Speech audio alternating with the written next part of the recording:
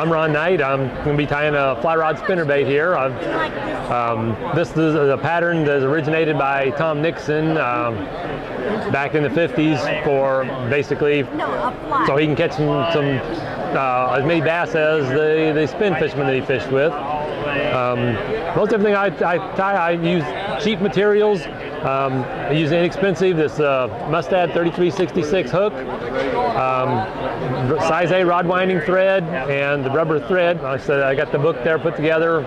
Just tells how to put them together. And it's got all the recipes for the sizes and how much rubber and everything to use on them. But again, I'm just using the size A rod winding thread. I'm going to use white on this one here. Get it started. Use some cheap scissors, or get a pair of scissors dedicated just to the rubber, because the rubber will kill them. It'll wipe them. Kills the finish on them. What I'm doing, I've got this piece for this size. I'm tying. This is the size 4 hook, and this is a piece of fine rubber thread. It's 8 strands wide and it's about 4 inches long. I'm gonna loop it around the thread. Tie it here on top. Make me kind of a wide loop forward. Tie back over that tie-in space and then stretch it back. That reduces the diameter under it. Tie it down. The biggest problem with tying this fly is it's bulky. There's a lot of bulky materials, and you have to know how to deal with the bulk. Now I'm a craftsman. I'm not an artist, so I'm going to measure everything, and I want to come back here about 1/4 of an inch. Got a piece of chenille. I'm going to tie it in. Got to leave plenty of room for the head, so like I said, I left 1/4 of an inch there. And I'm going to just wind this all the way back. I've only lived there. I work at that pro. I work at that. And you can use whatever colors of this you like to use. This is one of my favorite colors, the chartreuse body and the white with for the rubber or the skirt and the tail.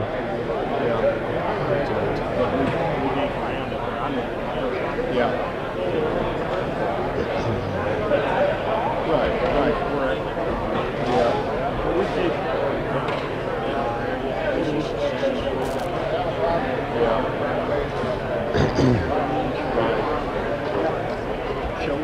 And I'm coming back just a little bit from the eye of the hook. I've got a piece of rubber thread that's 13 strands wide, and I think it's 8 inches long. I'm gonna cut it in half.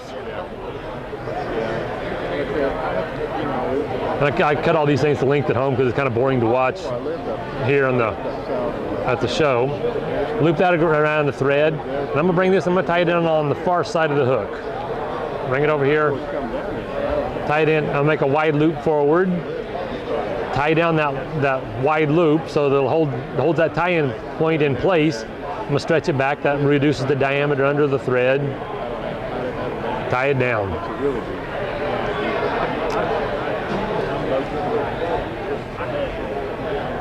Same thing on this side. Tie this in there, make that wide loop forward, and wind back over it. Stretch it back. Wind back here. Get enough thread to hold it.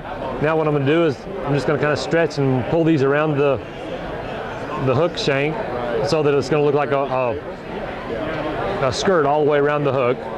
And as you stretch it, it reduces the diameter under the windings and causes it to be able to move. And now I'm just going to wind off, kind of make a bullet-shaped head out of it. At home, if I'm tying these, after I get them tied, I'll put the coat of glue on the head. I'll paint eyes on it and put some more glue over that just because it looks neat. I usually don't do that here at the shows just because it's kind of boring to watch paint dry. It is. But finish that good. And once you got to that point, I'm going to measure back. I want the skirt on this 1.5 inches long. So I'm going to measure back there, mark that, stretch this back, and cut slowly through it. It takes everything down to the right length. Now I know all those are the right lengths, so just use those for a guide.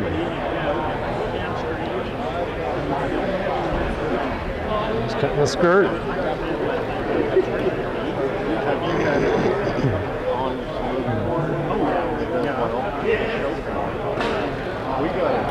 And the tail, I want it at 1 7/8". And these measurements don't have to be exact. I try and keep them all exact so all of them are about the same every time I tie them. A real artist probably could just eyeball it and cut it off where they want it.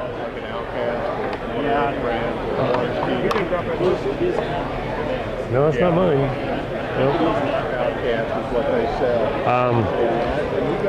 I use the hard head cement on this, so you can use Sally Hansen's hard as nails. That'll work as well. Put a coat of glue over the head. Like I said, at home I would put paint eyes on it now and put another coat of glue over that, but I'm not gonna do that. What I'm gonna do is put together the harness. What do you call it? Cut a piece of wire. This is 22/1000 trolling wire. I got some round-jawed pliers. Hope I'm in the right place. And what are you working it on? It could almost be something. What I'm going to do is take this,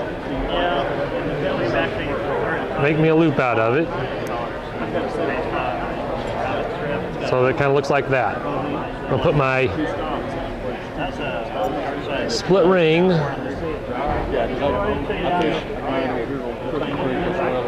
on the spinner blade. This is a size 10 split ring, I believe, and this is a size 1 Indiana spinner blade. I just force it under there. You can use split ring pliers. I found this is easier than the split ring pliers for me. So then I got a small barrel swivel I'll put on there, and that's put together ready to go on the wire. It paints a lot of things, nothing in particular. Big spring dry there. And we got that on that loop. I'm gonna grab it with my little needle nose pliers, make a couple of wraps. Okay, and I've never found a tool that will cut that properly, so I'm gonna come up here and I'm just gonna bend this over to a little handle, roll it over to a little crank, and crank it off, and that'll tear that off nice and even. And I can kind of adjust that a little bit. And now I want to come up about 1/2 inch, and fortunately that's about 1/2 inch wide. So I can measure that. I'm going to grab that with my round-jawed pliers again. That's going to go all the way around them. Makes a difference. I put it around. So I've got that 90-degree angle with that loop in the middle. Now I'm going to come up here about 1 inch, maybe a little less, and that's about 1 inch, conveniently enough. And I'm going to just bend this back parallel. Want that to end up looking like that when I'm done. Now I'm going to slide up here about 1/8 of an inch or so. And I want to bend a 45-degree angle. The same thing on the other side, another 45-degree angle, sort of. I'm going to slide the fly down on here so that make sure that the hook is pointed towards the blade. Grab this with my needle nose pliers again. Make a couple of wraps with the wire.